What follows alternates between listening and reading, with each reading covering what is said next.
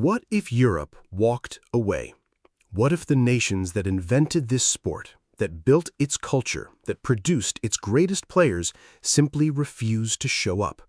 Not as an idle threat, not as a politician's soundbite, but as a genuine, coordinated act of defiance against the most powerful governing body in world football and the most powerful government on earth.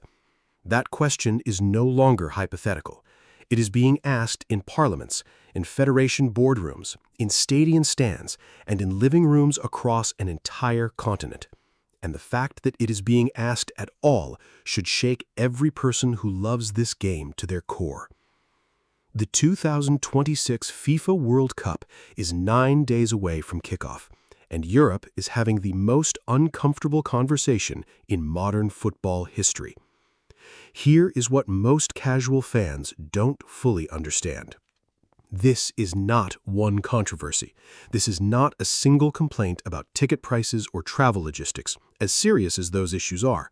What is happening right now is a collision of geopolitics, human rights, football governance, and raw political anger, all converging on one tournament at one moment, with consequences that will outlast every match played this summer. To understand how we got here, you need to go back to a moment that had almost nothing to do with football at all. It started with Greenland. Earlier this year, President Donald Trump renewed and escalated his push to acquire Greenland, a self-governing territory that is part of Denmark, a NATO ally, and a sovereign partner of the European Union. Trump threatened tariffs against 8 European nations that opposed his position. He questioned the relevance of the NATO alliance itself. He spoke openly about taking Greenland by force if necessary. And European leaders, who had spent decades building a relationship of trust with Washington, found themselves looking at the United States and asking a question they had never seriously asked before. Is this still a partner we can trust? For most of those leaders, the answer was to respond through diplomatic channels.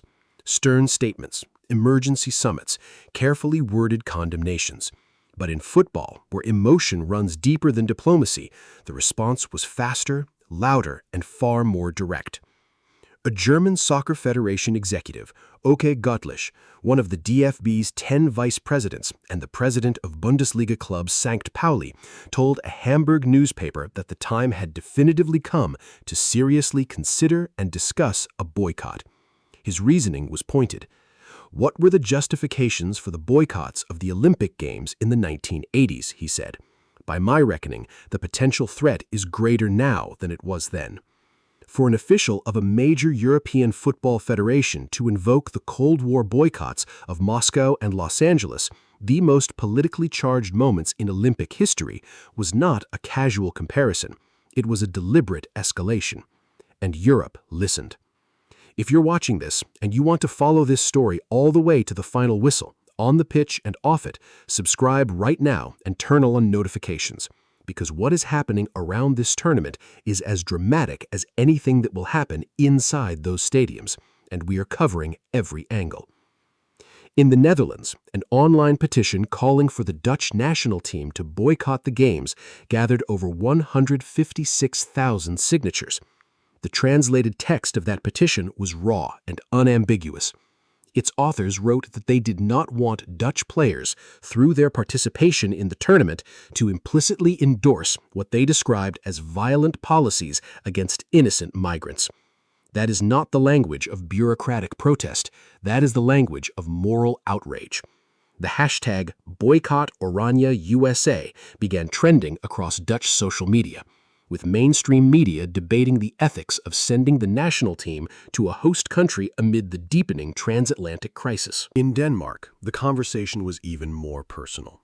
Danish Foreign Minister Lars Løkke Rasmussen suggested on January 25th that a World Cup withdrawal could be considered if Greenland tensions were to escalate, calling it a symbolic stand. Denmark, remember, is not a peripheral voice in this conversation. It is the nation whose territory Trump wants to acquire.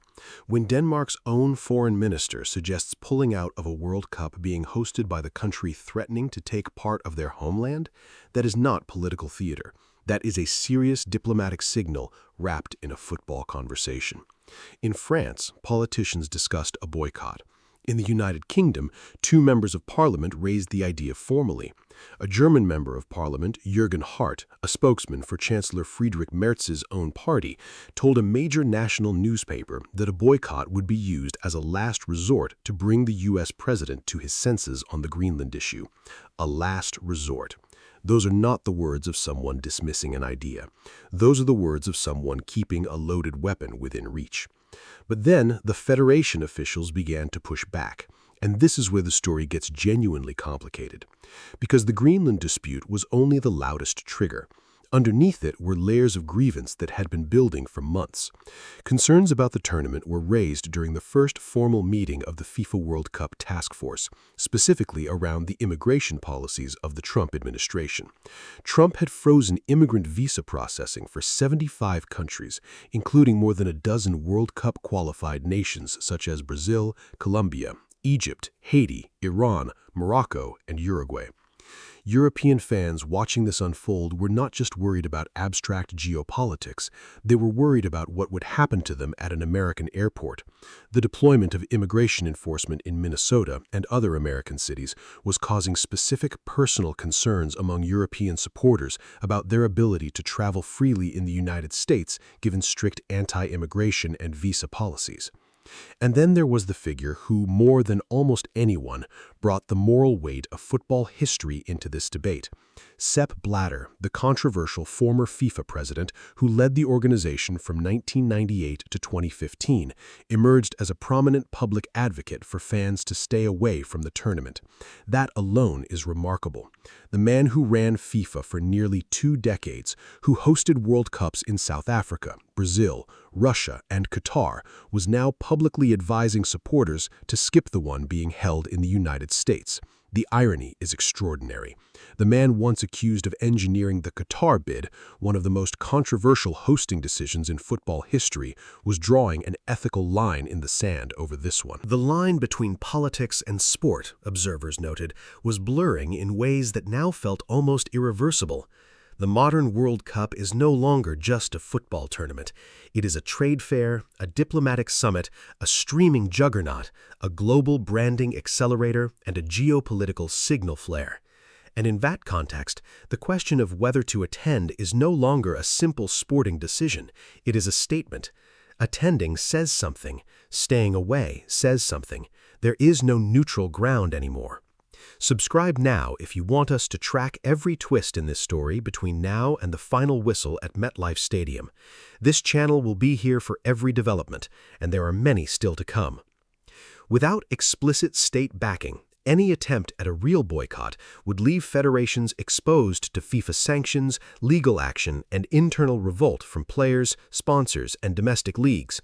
FIFA controls world football from the top of the pyramid to the bottom.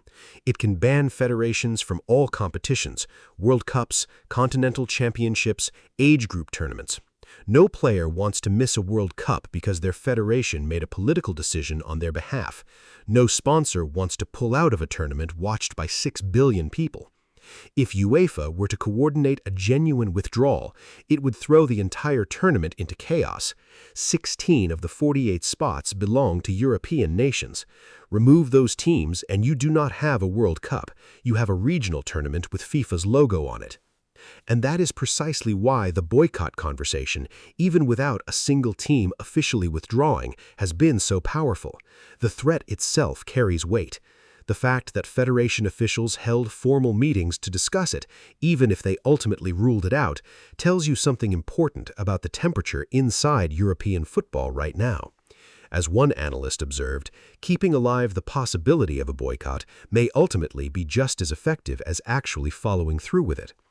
FIFA, for its part, has tried to project calm. President Infantino has spoken of the unifying power of football. He has expressed confidence that all players, officials, and fans will be welcomed. He sat in the Oval Office and posed for photographs with the World Cup trophy. He has aligned himself, visually and politically, with the administration hosting the tournament, and in doing so, he has placed himself and his organization squarely inside the controversy rather than above it.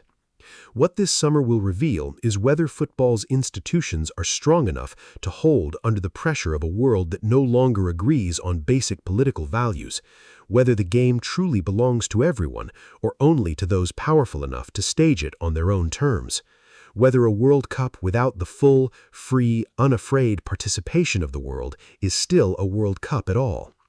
The matches will be played, the goals will be scored. A champion will lift the trophy at MetLife Stadium on July 19th, but the conversation about what this tournament revealed, about FIFA, about America, about the relationship between sport and power, will continue long after the final whistle blows. And here is the question we want you to answer in the comments below. If a European nation had actually pulled out of this World Cup, if Germany or the Netherlands or France had drawn a line and walked away, would that have been an act of courage or a betrayal of their players and their fans? Tell us what you think, because in 2026, that question is no longer a thought experiment. It nearly became real.